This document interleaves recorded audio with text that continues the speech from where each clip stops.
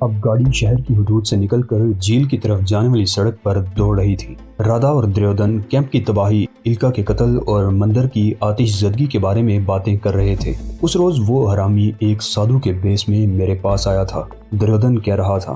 اس نے میرے سامنے گورکھ سنگھ کے قتل کا منصوبہ رکھا تھا اور میں نے اس سے تعاون کا وعدہ کر لیا تھا۔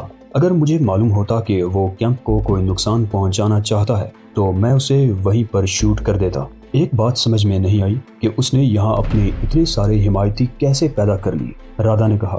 وہ تقریباً 2 مہینوں تک پنڈت بیرو کے پاس رہا اور کسی کو شبہ تک نہیں ہو سکا۔ ایسے لوگ بہت چالاک ہوتے ہیں اور یہ بہت زیادہ چالاک اور ہوشیار ہے، دریودن نے جواب دیا۔ تباہی پھیلاتا چلا جا رہا ہے اور کوئی اب تک اس کا بال بھی بیکا نہیں کر سکا۔ لگتا ہے ناگراج کے آدمی اس مرتبہ پاکستان سے کسی راکشسی کو اٹھا لائے تھے۔ وہ واقعی راکشس ہے، رادا نے کہا، پھر بات بدلتے ہوئے بولی۔ آج مجھے کلب میں سمپت نظر نہیں آیا، وہ کل رات سے غائب ہے، دریودن نے جواب دیا۔ پہلے مجھے شبہ تھا کہ کہیں وہ بھی اس کے ہتھے نہ چڑھ گیا ہو، لیکن سمجھ میں نہیں آتا کہ وہ کہاں غائب ہو گیا۔ ہو سکتا ہے ناگراج کے آدمیوں نے اسے ختم کر دیا ہو، رادا بولی۔ ناگراج، دریودن دانت کچکچا کر رہ گیا۔ اس کی جڑیں تو کچھ اور مضبوط ہو گئی ہیں۔ کار اب ناکی جھیل کے قریب پہنچ رہی تھی۔ جھیل کے قریب واقع ریستورانوں اور ہوٹلوں کی بتیاں جگمگا رہی تھی۔ یہاں سے کس طرف جانا ہے؟ دریودن نے پوچھا۔ ان بتیوں سے آگے رام مندر کی طرف ایک راستہ جاتا ہے، ادھر ہی ایک مکان ہے جھیل کنارے، بس وہی ہے، میں نے کہا۔ ذرا ہوشیار رہیو صاحب جی، وہ راکشس بہت چالاک ہو گئے۔ دریودن نے جواب دینا ضروری نہیں سمجھا۔ کار جھیل کنارے ان روشنیوں سے پہلے کتراتے ہوئے گزر گئی۔ ذرا ہی آگے جا کر میں نے سیٹ پر پہلو بدلتے ہوئے جیب سے پستول نکال لیا اور سیٹ کی پشت سے ٹیک لگا کر قدرے اونچی آواز میں بڑبڑانے لگا، اوم نمः شرام، ہری اوم ہری اوم۔ دریودن اپنی سیٹ پر اچھل پڑا، اسٹیئرنگ اس کے ہاتھ سے چھوٹ گیا۔ کار لہرانے لگی، لیکن اس نے فوراً ہی اسٹیئرنگ پر قابو پا لیا۔ مڑ کر میری طرف دیکھا اور میرے ساتھ بیٹھے ہوئے گارڈ کو مخاطب کر کے چیخا، نٹور سنگھ، گولی مار دو اسے، یہ وہی راکشس ہے۔ لیکن میں نے نٹور سنگھ کو گولی مارنے کا تو کیا، سنبھلنے کا موقع بھی نہیں دیا۔ وہ میرے دائیں طرف بیٹھا ہوا تھا۔ میں نے پستول اس کے پہلو پر رکھ کر ٹریگر دبا دیا۔ بد کی ہلکی سی آواز اور نٹور سنگھ کی خوفناک چیخ گونجی۔ گولی اس کے دل میں اتر گئی تھی۔ میں نے بڑی پھرتی سے دروازہ کھول کر اسے نیچے دھکیل دیا۔ دریودن نے کار روک لی اور اس نے بھی دروازہ کھول کر باہر چھلانگ لگا دی۔ رادا بھی بڑی پھرتی سے نیچے اتر آئی تھی۔ اس نے بھی نیچے اترنے میں زیادہ دیر نہیں لگائی تھی۔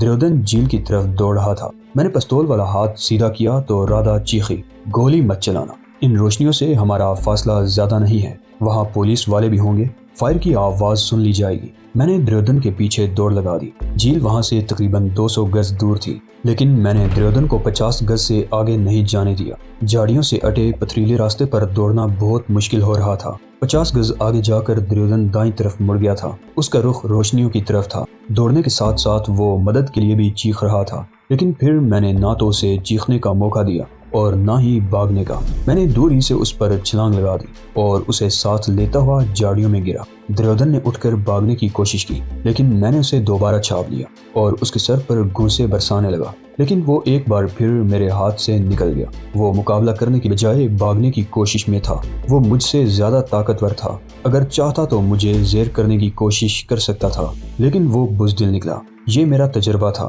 کہ دریودن جیسے ظالم اور شفاق لوگوں کی طاقت ان کے ان گرگوں میں ہوتی ہے جو ان کے گرد حصار قائم کیے رہتے ہیں۔ وہ اپنے آپ میں کچھ نہیں ہوتے، اسی کے قابو میں آ جائیں تو یا تو بھاگنے کی کوشش کرتے ہیں یا اسی طرح بلبلاتے ہیں۔ رادا بھی دوڑتی ہوئی وہاں پہنچ گئی۔ وہ بری طرح ہانپ رہی تھی۔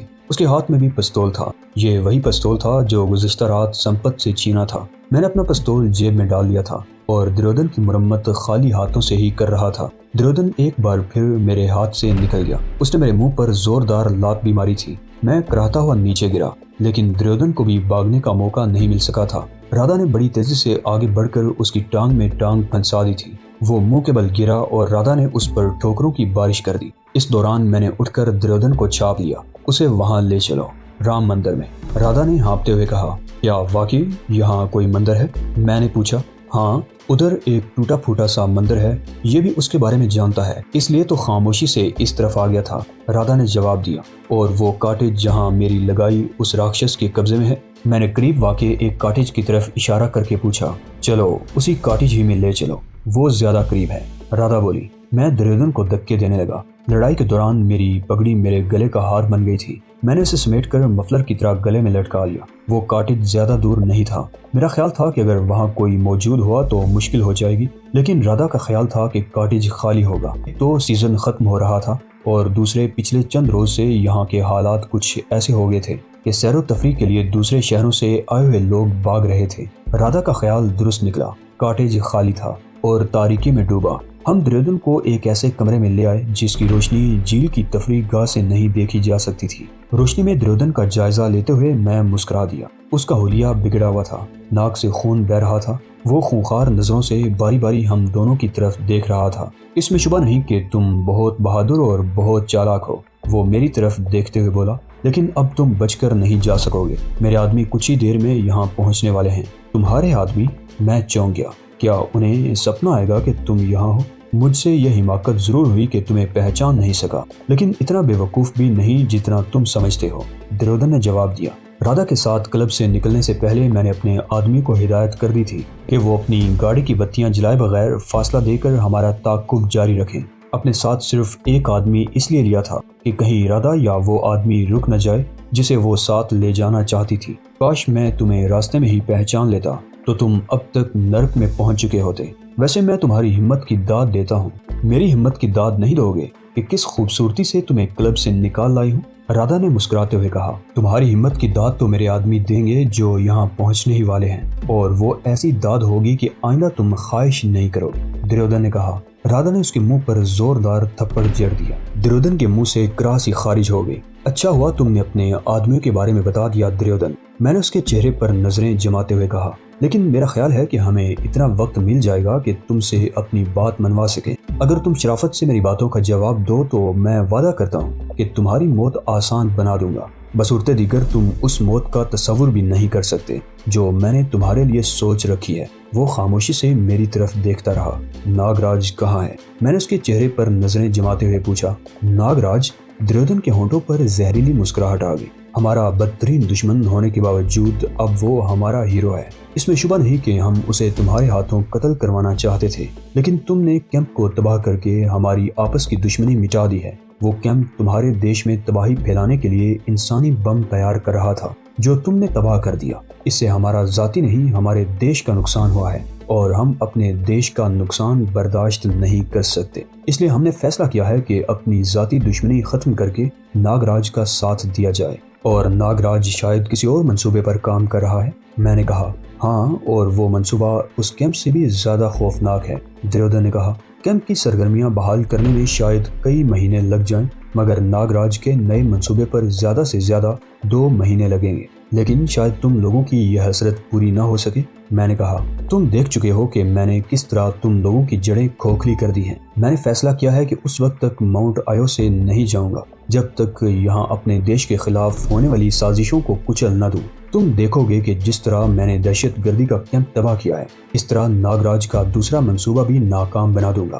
اس کے تیار کیے ہوئے زہر سے اس کو ایسے جھٹکے دوں گا، کوئی دوسرا ایسی کوئی چیز تیار کرنے کی حماقت نہیں کرے گا۔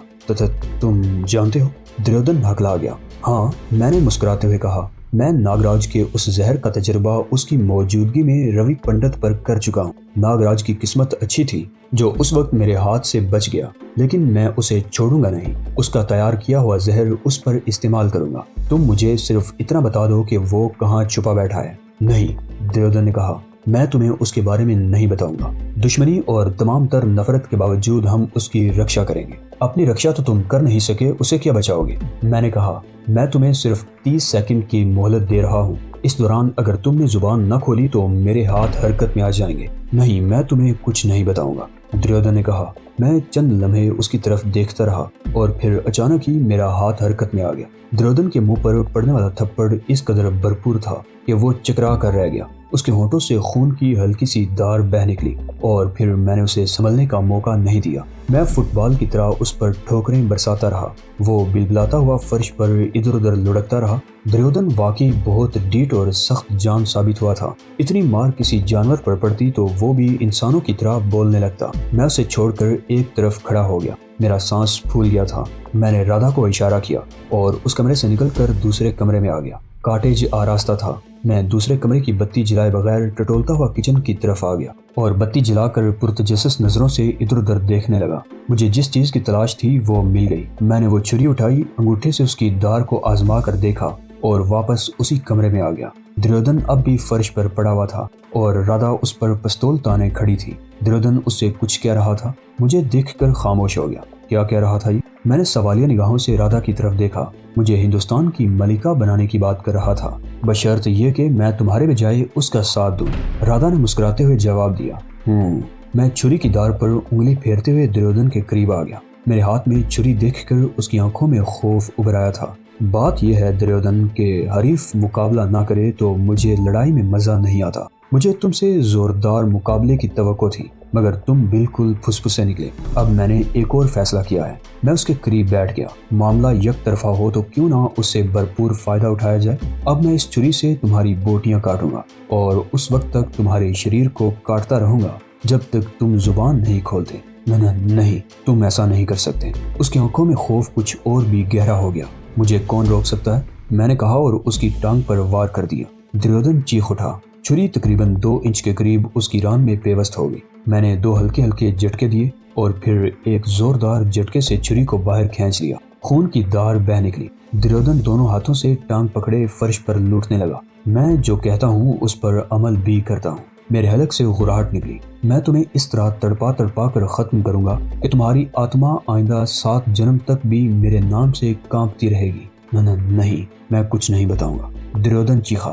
میں نے اس کی دوسری ٹانگ پر وار کیا اور پھر تو گویا مجھ پر دیوانگی سی طاری ہو گئی۔ میں اس کی دونوں ٹانگوں پر چھری سے وار کرتا رہا اور وہ چیختا رہا۔ اس کی ٹانگوں سے بہنے والا خون فرش کو داغدار کرتا رہا۔ آخر کار میں نے ہاتھ روک لیا اور اس کی ایک ٹانگ پر ٹانگ رکھ کر کھڑا ہو گیا۔ اب میں تمہارے سینے کی کھال ادھیڑوں گا۔ میں نے اس پر جھکتے ہوئے کہا۔ ٹھہرو۔ دریودن کے منہ سے مردہ سی آواز نکلی۔ بتاتا ہوں۔ گڈ۔ میں ایک قدم پیچھے ہٹ گیا۔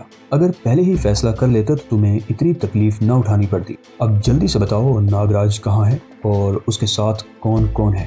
وہ گوپال کے بنگلے پر ہے۔ دریودن نے رک رک کر کہا۔ اس کے ساتھ گوپال، بیلا اور شنکر تھی ہے، مگر تم آسانی سے اس تک نہیں پہنچ سکو گے۔ یہ میرا درد سر ہے۔ میں نے کہا۔ گوپال کا بنگلہ کہاں ہے؟ ناجی، جلدی کرو۔ کسی گاڑی کی آواز سنائی دے رہی ہے۔ رادھا کی آواز سن کر میں چونک گیا۔ گاڑی کے انجن کی گونجتی ہوئی آواز سنائی دے رہی تھی۔ دریودن نے جب یہ کہا تھا کہ اس کے آدمی یہاں پہنچنے والے ہیں تو میں اسے غلط سمجھا تھا، لیکن اب یقین کر لینا پڑا کہ اس نے غلط نہیں کہا تھا۔ اس کے آدمی شاید کسی وجہ سے پیچھے رہ گئے تھے اور اب اس طرف آ رہے تھے۔ انہوں نے راستے میں نٹور سنگھ کی لاش اور دریودن کی کار بھی دیکھ لی ہوگی۔ اب تم لوگ نہیں بچ سکو گے۔ دریودن نے میری طرف دیکھتے ہوئے کہا۔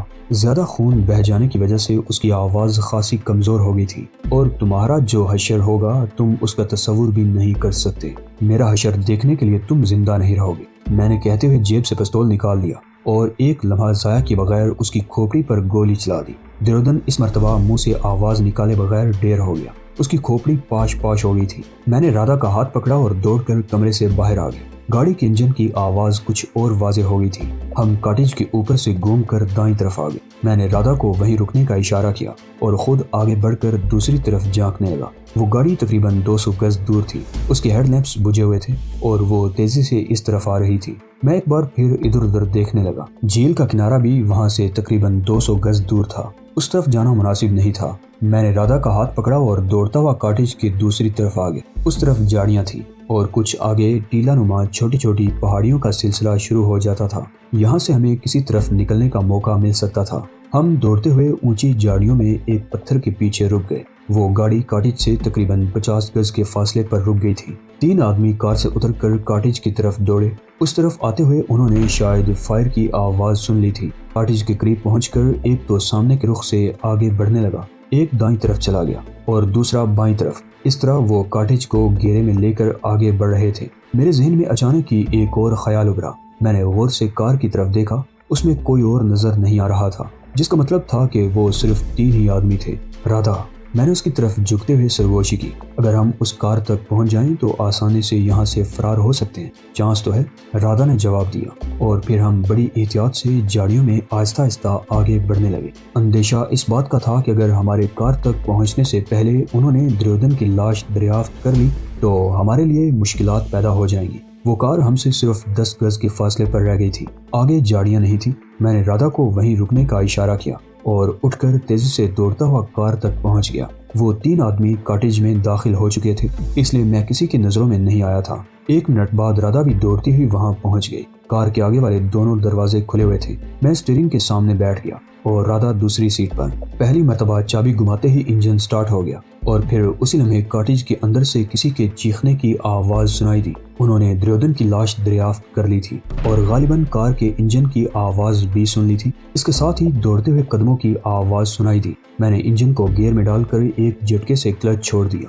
اور اس کے ساتھ ہی اسٹیئرنگ گھما دیا۔ کار ایک زوردار جھٹکے سے اچھلی تھی اور پھر اسی لمحے فضا فائرنگ کی آواز سے گونج اٹھی۔ ہم دونوں نیچے جھک گئے۔ کئی گولیاں کار کی ڈکی میں لگی تھی۔ ایک گولی پچھلی ونڈ سکرین کو چیر کر اگلی ونڈ سکرین میں سوراخ کرتی ہوئی آگے نکل گئی۔ کافی آگے نکل آنے کے بعد میں سیدھا ہو کر بیٹھ گیا۔ ہم فائرنگ کی رینج سے نکل آئے تھے۔ میں کار کو تیزی سے دوڑاتا لے گیا۔ دریودن کی کار اب بھی ویرانے میں اس جگہ کھڑی تھی اور اس سے کچھ فاصلے پر نٹور سنگھ کی لاش بھی پڑی ہوئی تھی۔ اگر ہم نے کار پر ہی شہر کی طرف جانے کی کوشش کی تو ہو سکتا ہے ہمیں گھیرنے کی کوشش کی جائے، رادا نے کہا۔ فائرنگ کی آواز اس تفریح گاہ میں کسی ہوٹل یا ریسٹورنٹ میں سن لی گئی ہوگی۔ وہ لوگ بھی پیچھے بھاگے چلے آ رہے ہیں۔ یہاں سے آگے کسی جگہ فون کر دیا جائے گا اور ہمیں راستے میں روکنے کی کوشش کی جائے گی۔ تو پھر کیا کیا جائے؟ میں نے کہا۔ یہ کار چھوڑ کر پیدل دوڑ لگا دی جائے۔ میرا یہ مطلب نہیں ہے، رادا نے کہا۔ ہم اس کار کو ان عمارتوں کے عقب میں کہیں دور چھوڑ دیں اور کسی طرح جھیل پر کشتیوں کے گھاٹ پر پہنچ جائیں۔ وہاں سے ہمیں کوئی نہ کوئی کشتی مل جائے گی۔ ہم جھیل کے دوسرے کنارے پر پہنچ جائیں تو وہاں ہمیں کوئی پریشانی نہیں ہوگی۔ تجویز معقول تھی۔ یہ راستہ تفریح گاہ کی عمارت کے عقب میں 200-300 گز دور تھا۔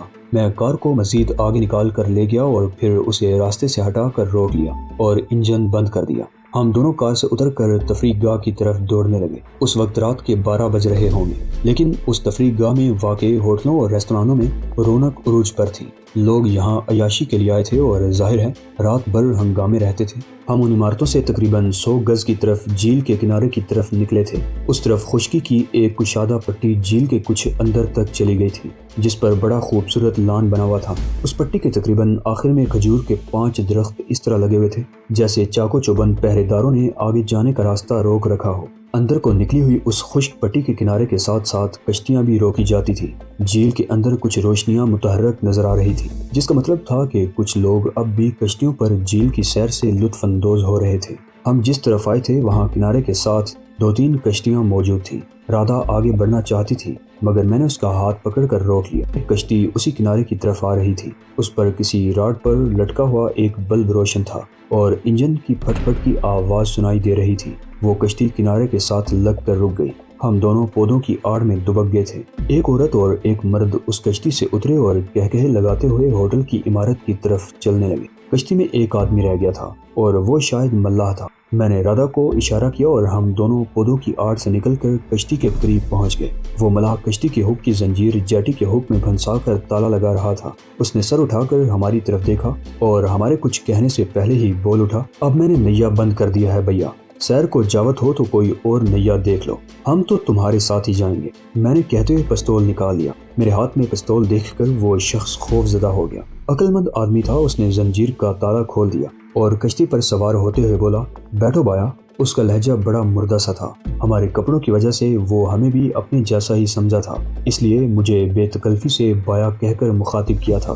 میں نے پہلے رادا کو کشتی میں سوار ہونے میں مدد دی اور جب میں خود سوار ہو رہا تھا تو ٹھیک اس وقت ہوٹل کی عمارت کے دوسری طرف بریکوں کی تیز چرچراہٹ کی آواز کے ساتھ کسی گاڑی کے رکنے کی آواز سنائی دی اور ساتھ ہی شور گونجنے لگا۔ مجھے اندازہ لگانے میں دشواری پیش نہیں آئی کہ وہ تینوں آدمی راستے میں کھڑی ہوئی دریودن کی کار پر یہاں پہنچ گئے تھے۔ وہ تینوں دوڑتے ہوئے ہوٹل کے سامنے والے رخ پر آ گئے اور پھر میں نے ان تینوں کو ہوٹل میں داخل ہوتے ہوئے دیکھا۔ ان کے وہم و گمان میں بھی نہیں ہوگا کہ ہم یہاں کشتی پر بیٹھے ہوئے ہیں۔ ملاح نے کشتی کا انجن سٹارٹ کر دیا۔ کشتی آہستہ آہستہ کنارے سے پیچھے ہٹنے لگی اور اس کے ساتھ ہی اس کی رفتار بھی بڑھتی چلی گئی۔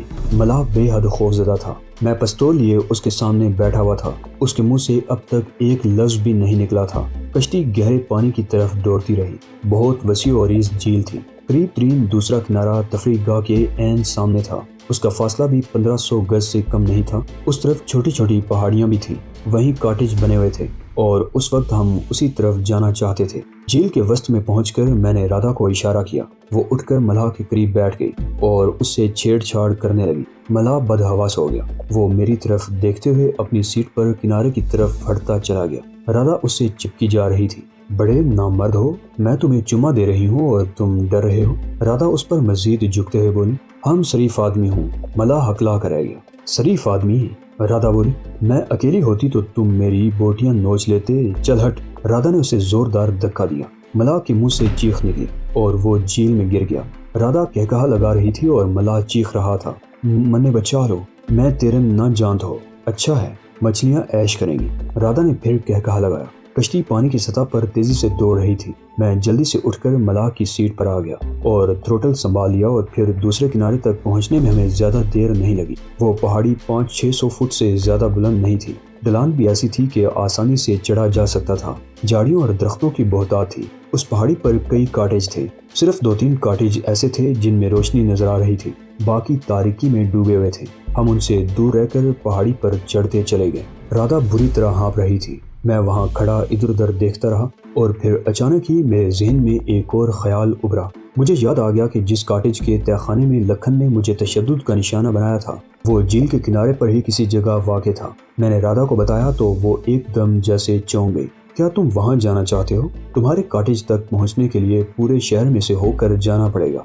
और इस वक्त तक एक बार फिर हमारी तलाश शुरू हो चुकी होगी। वो कॉटेज अगर खाली हुआ तो कम से कम आज की रात हमारे लिए बेहतरीन पनाहगाह साबित हो सकता है। तो फिर मेरे साथ आओ, मुझे मालूम है वो कॉटेज कहाँ है। राधा ने कहा। उस पहाड़ी से उतरकर हमें एक और छोटी पहाड़ी पर चढ़ना पड़ा। उस पहाड़ी के दूसरी तरफ भी टीला नुमा छोटी छोटी पहाड़ियाँ थी, जिन पर उतरते चढ़ते हुए राधा एक बार फिर हाँफने लगी, लेकिन वो रुके बगैर मेरे साथ चलती रही और बिलाखिर हम एक जगह रुक गए। उस तरफ से भी सामने झील नजर आ रही थी। पहाड़ी पर मुताद्दिद कॉटेज भी थे, सिर्फ 2 में रोशनी दिखाई दे रही थी। कुछ देर वहां रुकने के बाद राधा एक बार फिर मेरे आगे आगे चलने लगी और चंद मिनट बाद रुक गई। वही सामने वाला कॉटेज है। उसने तारीकी में डूबे हुए एक कॉटेज की तरफ इशारा किया। मैं गहरी नजरों से उसकी तरफ देखने लगा। मुकम्मल तारीकी थी, जिससे अंदाजा लगाया जा सकता था कि वो कॉटेज खाली है। दूसरा कॉटेज वहां से तकरीबन 100 गज के फासले पर था और उसकी एक खिड़की में रोशनी नजर आ रही थी। मैंने राधा को इशारा किया